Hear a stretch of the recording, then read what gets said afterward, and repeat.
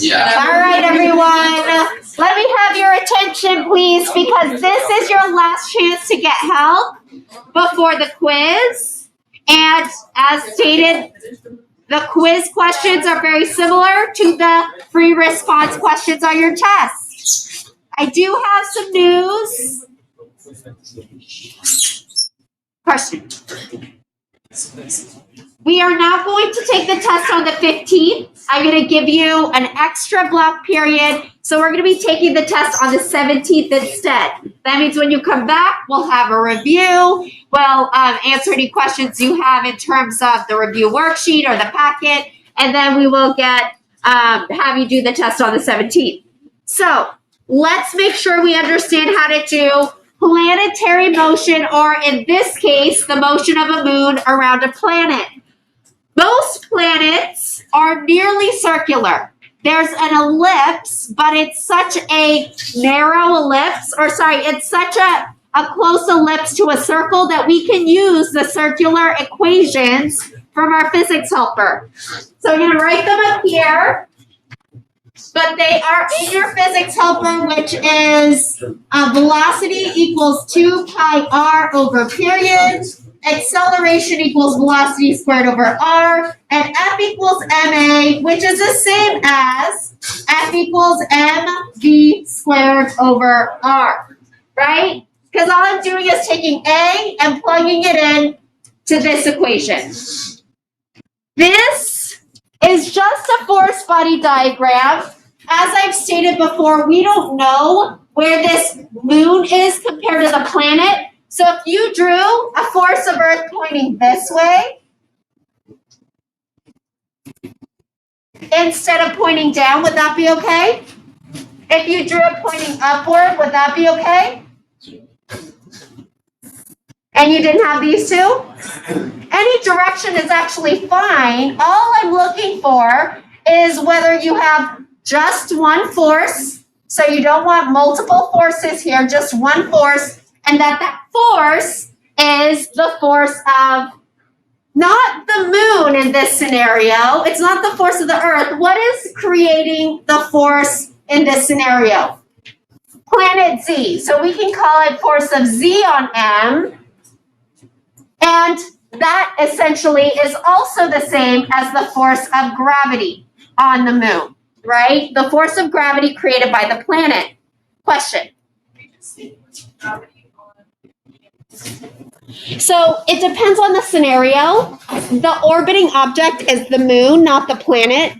So in this scenario, you would want to say the force of gravity or the force of the planet on the moon. If it was a satellite, you would say the satellite. But sometimes we have forces of the sun on the Earth or on the planet. And so you really have to read the question in order to know how to label it accurately. And I am going to, since this group put force of Earth, just because they automatically do that when we're doing the force of gravity, that would probably be docked minus a half. I know that you understand the concept, but you still need to read the question carefully. Abba. This one says, construct a force body diagram of planet Z. Oh, it doesn't ask for the equation. If your quiz asks you for the equation, absolutely. But this one, I won't dock it. I love that the group does it anyway because it doesn't hurt. But in this scenario, the force of X is 0, the force of Y is not equal to 0, and anything that has circular motion has unbalanced forces. So it's always going to be not equal to 0, whether it says it's moving at constant speed or not. The second question, what causes the centripetal force of the moon? It is definitely gravity, but I wouldn't say acceleration due to gravity. All you need to say is gravity. The other thing you could say is the force of what? What's creating the gravity? Planet Z. I'll take either of these as the correct answer. Acceleration is pointing in the same direction as the force of gravity, but since it's not asking you for acceleration, I just want you to put gravity or planet Z. All right, let's get into the hard stuff. Any questions on the conceptual stuff so far? Let's get the calculation. This one is asking how fast. How fast is related to speed. So we're solving for velocity.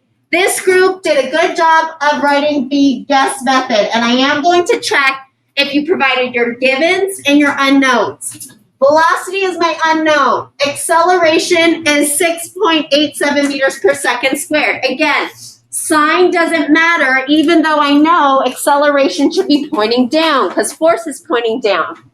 So in this one, 6.87 is my acceleration, and then my radius is 74,100,000 meters.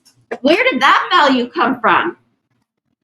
Joey? Because you multiply the kilometers by 1,000. You want to multiply the kilometers by 1,000, but I have 6.99 times 10 to the 4 kilometers, and I have 4,200 kilometers. Where did the 74 million come from? That doesn't look like any of the givens up there. So how did I get that? Kaylin? One thing I highly recommend is to draw the scenario. You've got a planet. It tells you the planet has a radius of 6.99 times 10 to the 4 kilometers. And then it tells you that the moon is orbiting at 4,200 kilometers,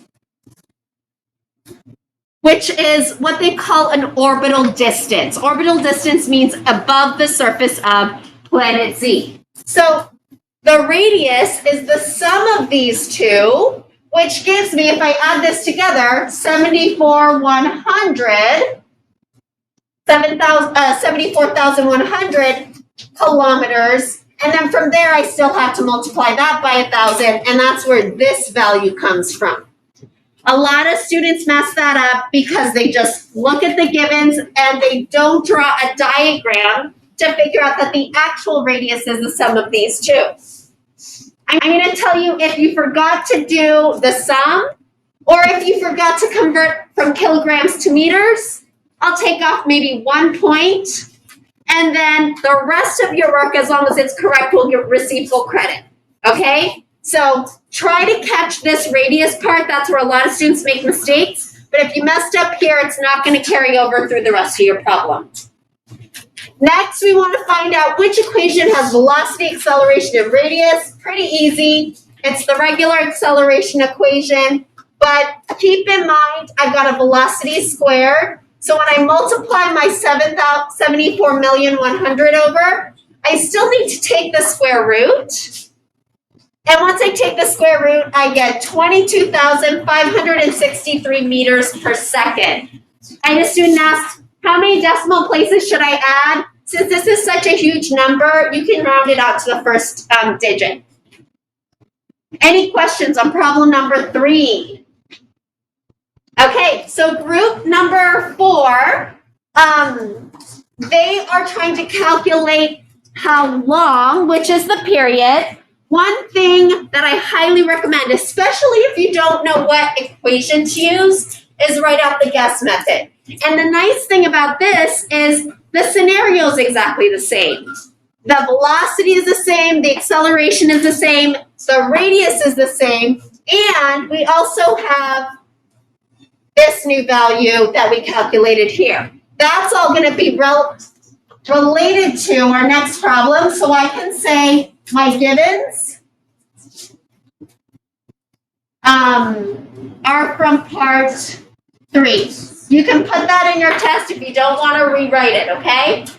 And then from there, I've got a equation that includes velocity, acceleration, and radius. I need to solve for time. Luckily, I only have one equation that has time in it. And so I'm going to use the V equals 2 pi r over t equation. And this group, it looks like they did that. We just need to plug in the appropriate values. So my velocity from part 3 is 22,536. If you got this for your velocity in part 3, Andrew, Sorry. But you did all of the work correct. I wouldn't dock you. Okay? So you already got docked for getting the wrong answer in part 3. If you used all of the correct work, you can still get full credit for part 4. But this one should actually be, I'm going to carry the work over down here. 22,563 meters per second equals 2 pi r. We know our r is 74,100,000 meters divided by the period. And then here's what a lot of students want to do. They want to divide all of this to this side. Can I do that? Can I divide my 2 pi times 74 million down here and get my answer? No, because your period is in the denominator. What you have to do is multiply the period to both sides so that that cancels out. And then you're actually going to divide the 22,536 to this side.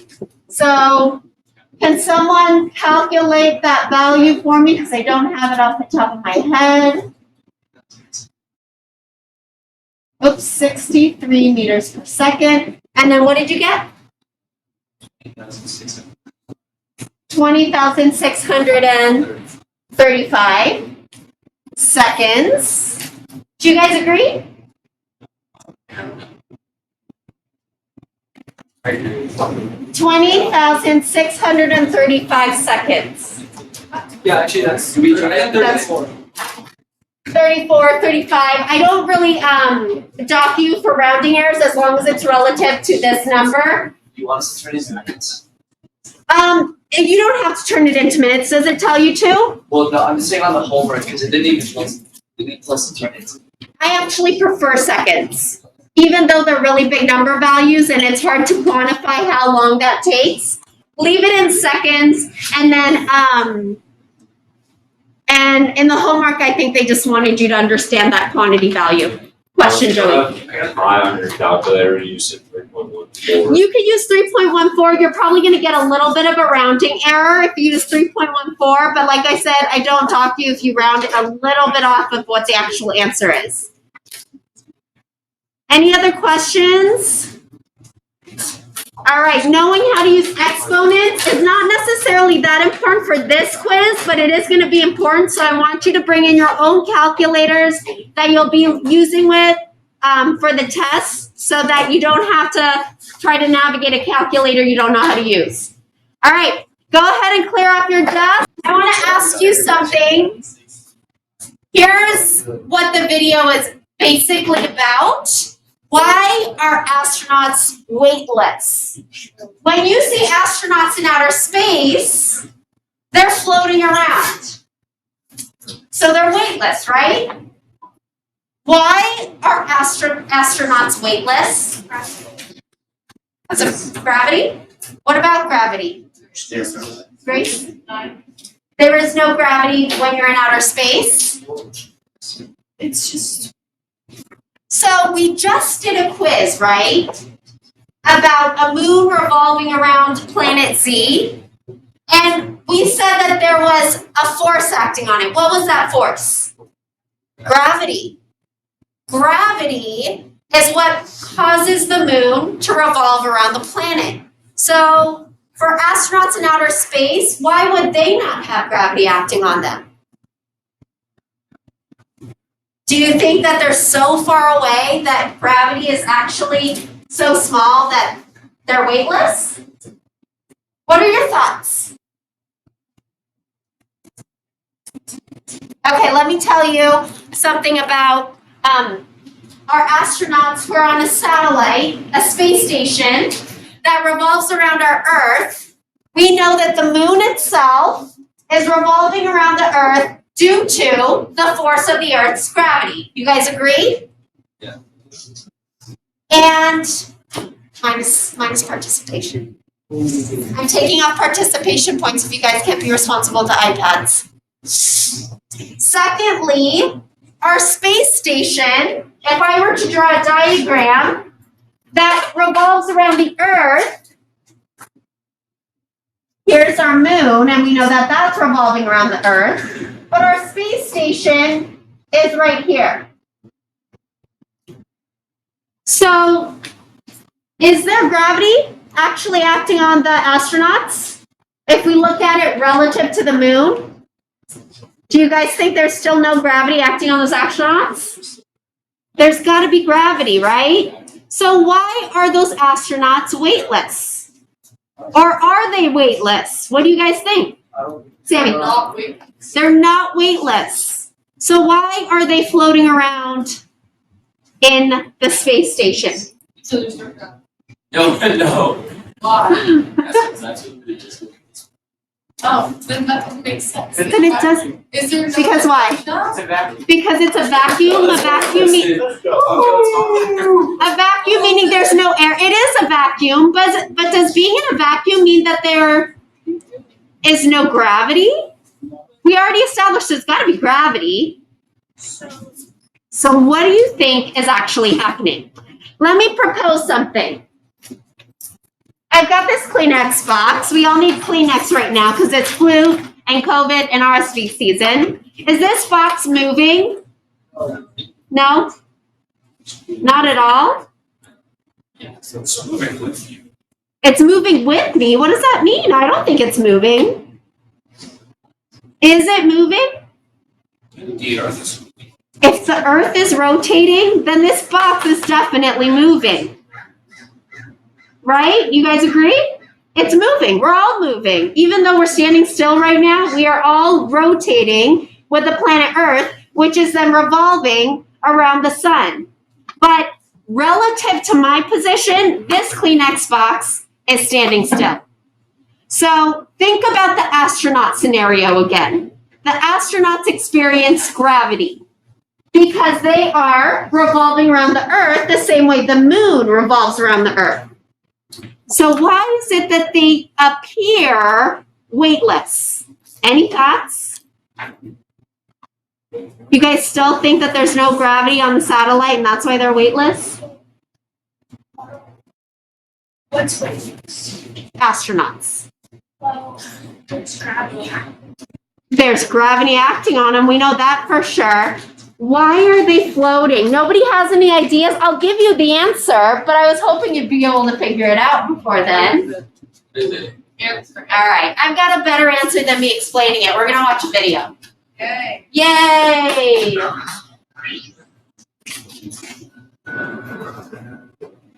You wonder what it would be like to be an astronaut floating around in space station. Why are the astronauts floating?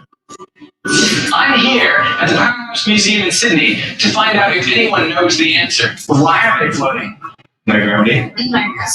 Zero gravity. There's no gravity.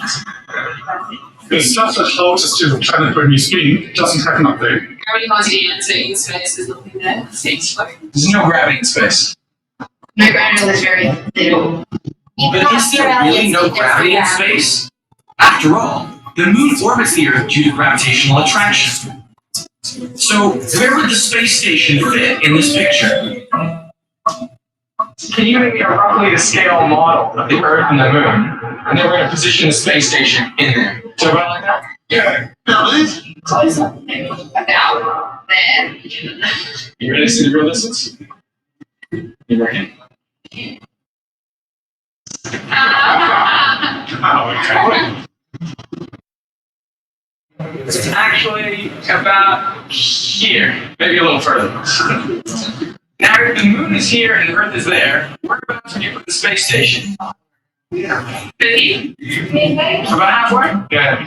Right about here? So that's maybe like a quarter of the distance to the moon. Let me show you the real distance. You ready for the real distance? The space station is right about there. Oh, okay. Okay. Nice.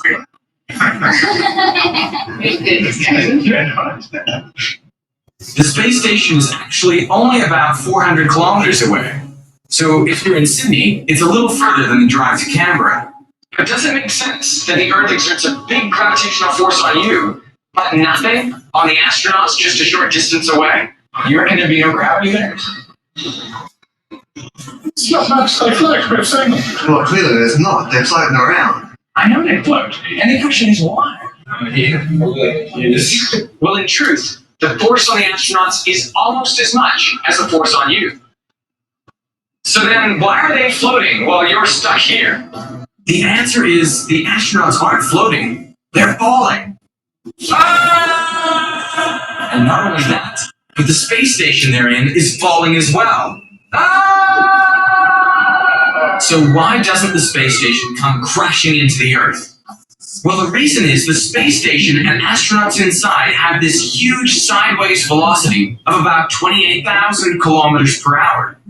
So even though they're falling towards the Earth, they're going so fast that as they fall towards the Earth's surface, it curves away from them. If the Earth didn't put a gravitational force on them, they would fly out into space. Right? So it's due to that gravitational pull that they can actually keep orbiting the Earth. If it was to stop moving, it would be plummeting. Exactly. Would they? They would still feel weightless until you smash into something. So the space station and the astronauts inside are constantly accelerating towards the Earth's core, but they never get any closer. And because they're accelerating at the same rate, the astronauts feel weightless. They have this amazing sensation of floating.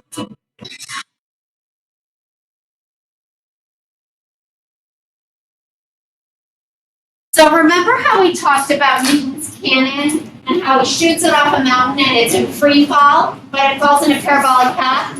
And if you shoot it at 8 kilometers per second, that's the big magic value. It actually starts falling, and this is the Earth, and then the gravitational pull pulls it in orbit, right? That's exactly what's happening to the astronauts. They are not weightless, but when they're in free fall around the planet, their surroundings, just like us with this piece of Kleenex box, are moving with them. So it seems like they're weightless because their surroundings are traveling at the same rate or falling at the same rate around the Earth. Does that make sense? So are astronauts actually experiencing gravity? Are they actually weightless? No. Okay, that's a concept I really want you to understand because a lot of students and a lot of adults think that we're weightless, we're in outer space, and we're actually not. We have the same amount of gravity pulling on us as we do when we're here on the surface of the Earth. With that said, let's go ahead and hop into our pair deck today. So for the first one, I want you to answer these questions as true or false. Astronauts on the moon do not weigh anything. We already kind of talked about that. There is no gravity on the space station. There's no gravity anywhere in space. There's no gravity in a vacuum. And the gravitational acceleration of a free-falling object depends on its mass. What do you think?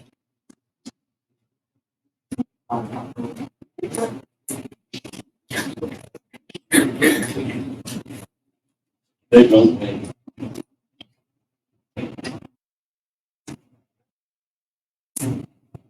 I wonder if I'm able to see. I want to see the responses. Okay, good. Nice responses.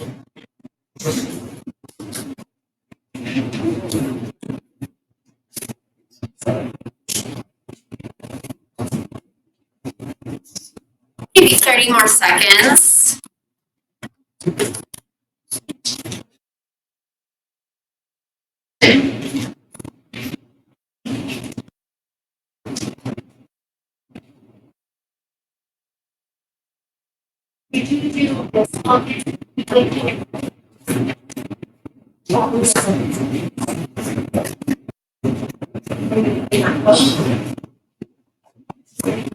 Does anyone else have any problems getting to this question?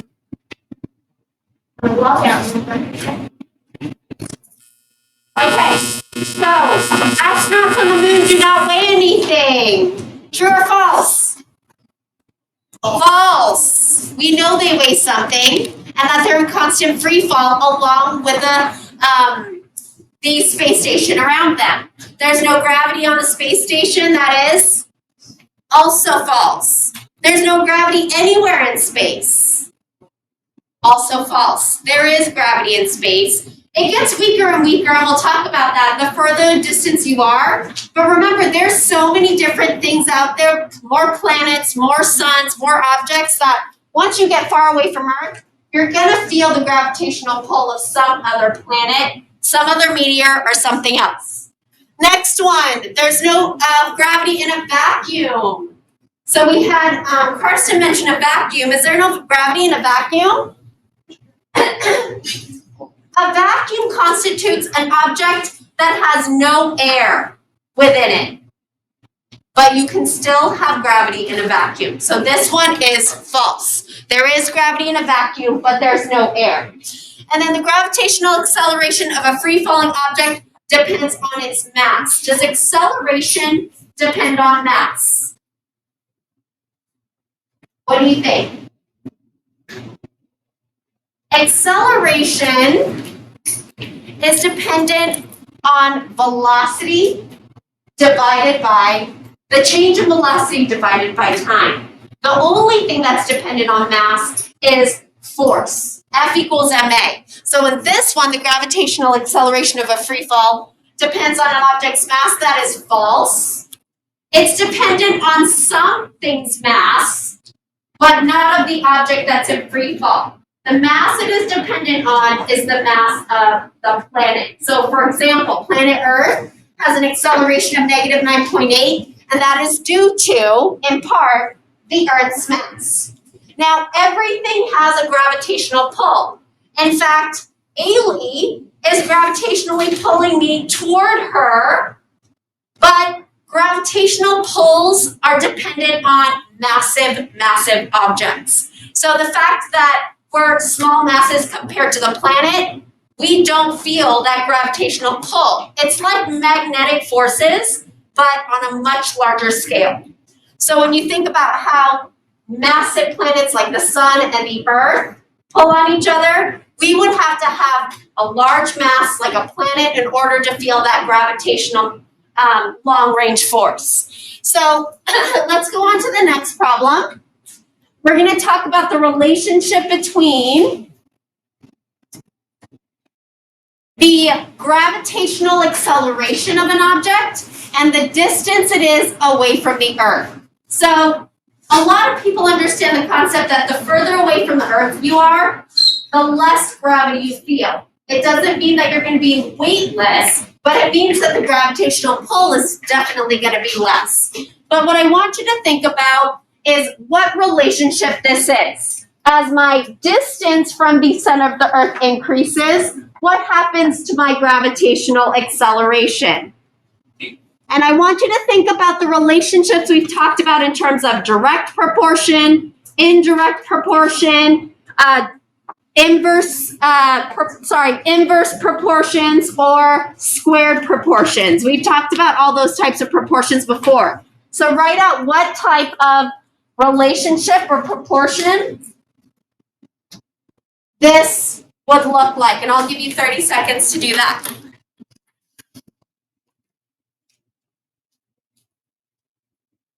You've got direct, inverse, square, and other.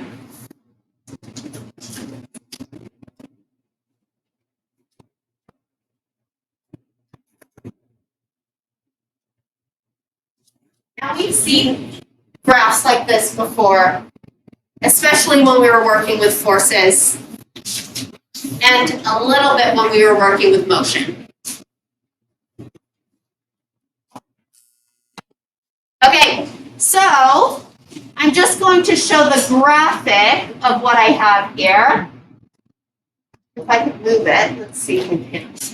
So most of you said it would be an inverse proportion. Let's actually look at the number of values. An inverse proportion means that as one increases, the other one decreases. So that looks right, but let's actually look at the tables here. We've got the surface of the Earth, and the gravitational pull is about negative 9.8, right where we're standing on the surface of the Earth. If I were to double my distance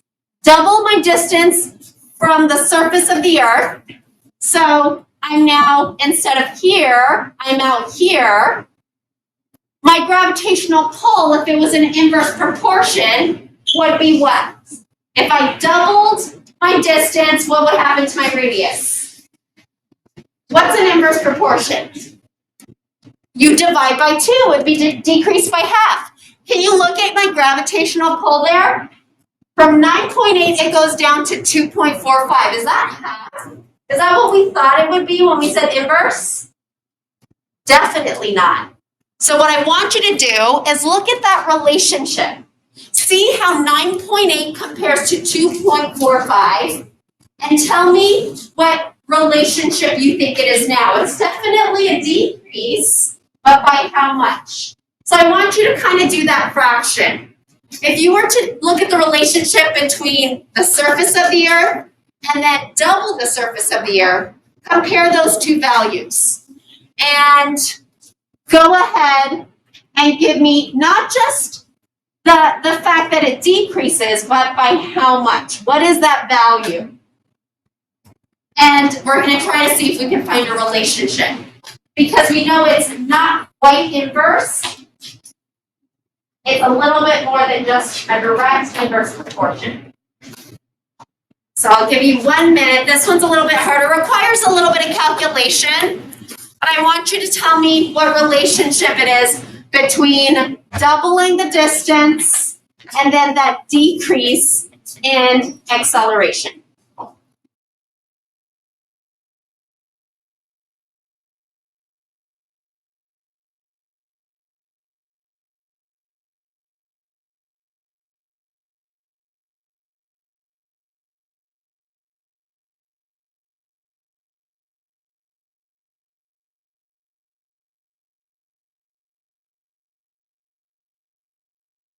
You're doubling gravity. How is the acceleration? You know, it's decrease of half, which is the direct inverse. What does it actually decrease by?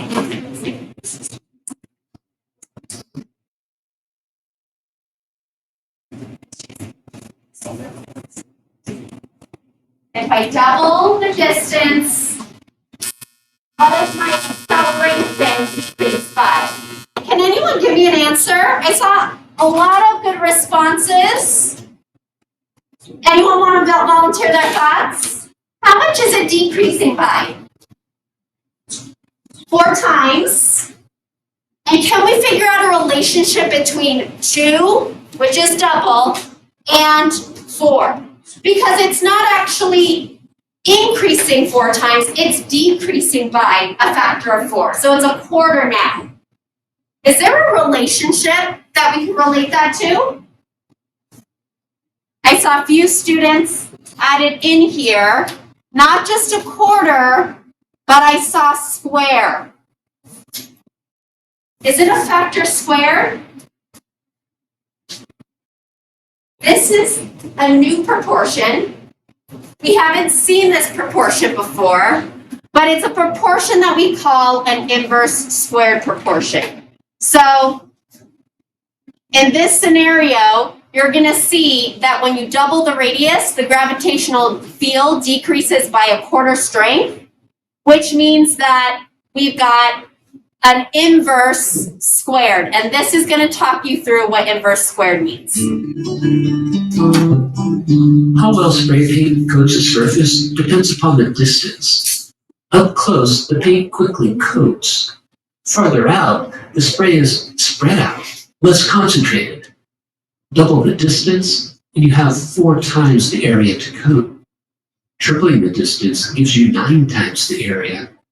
Quadruple the distance, and it's 16 times. Way out here, it'll take a long time for a unit square to get fully coated. What we're looking at here is called the inverse square law, which follows this relationship. 1 divided by d squared.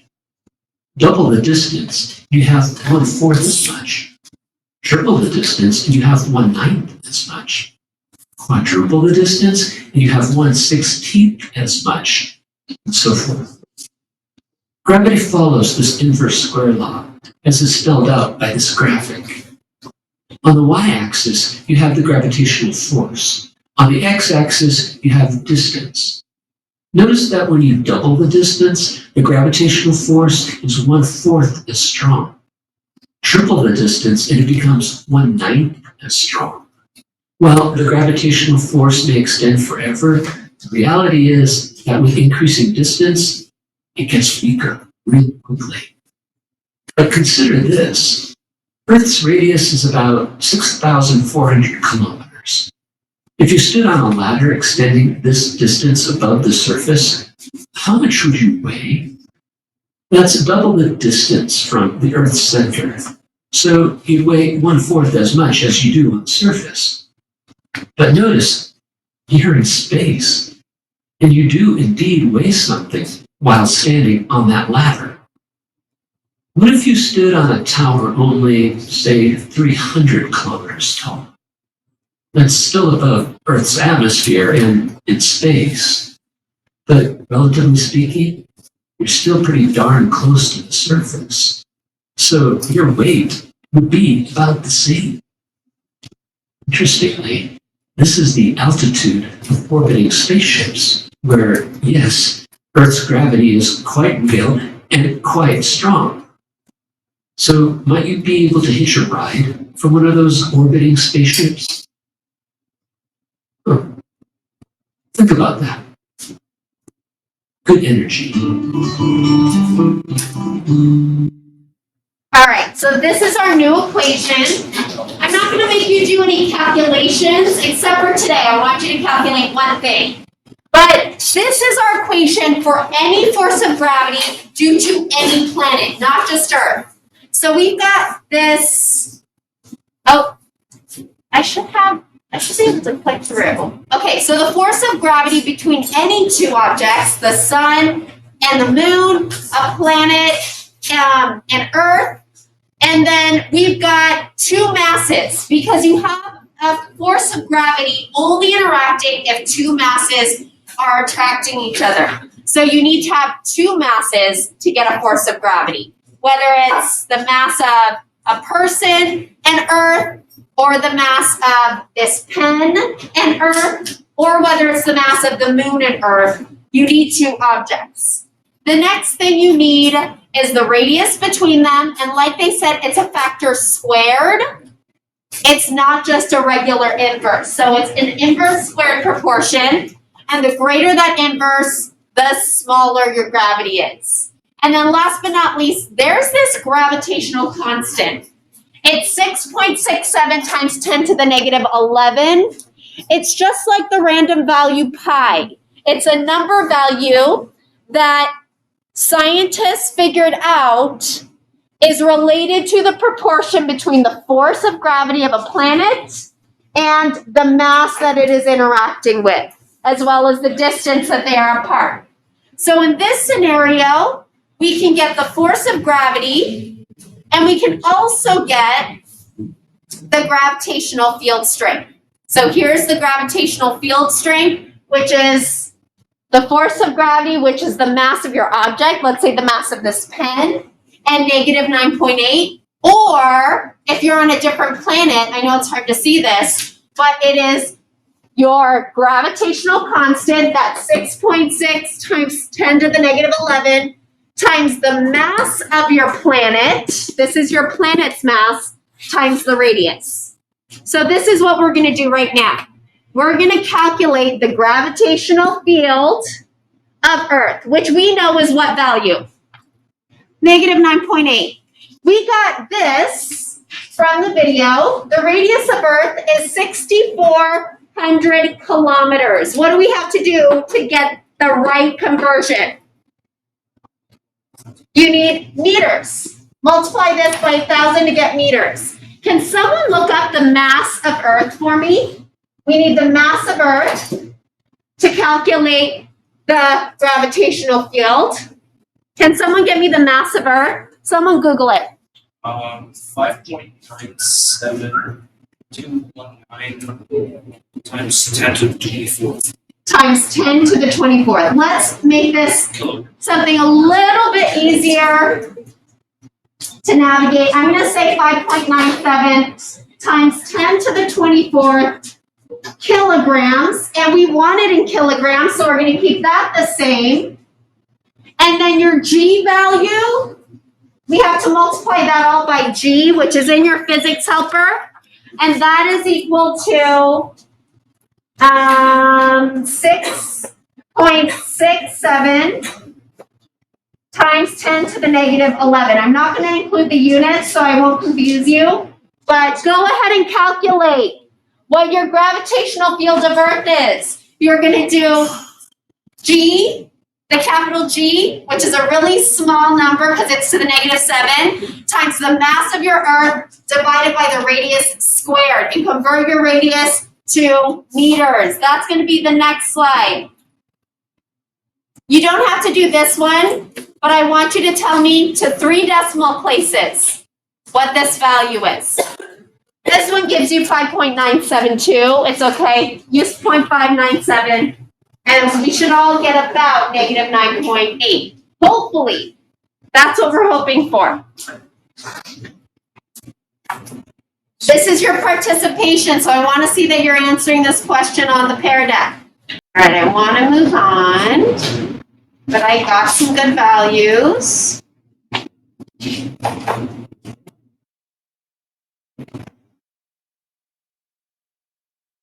We want something relatively close to 9.8, and so this is what I've got.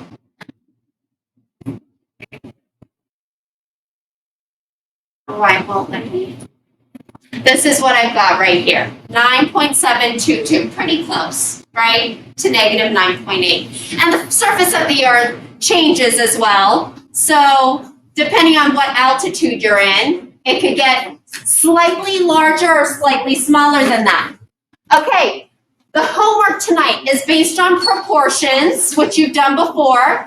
So let's look at this proportion.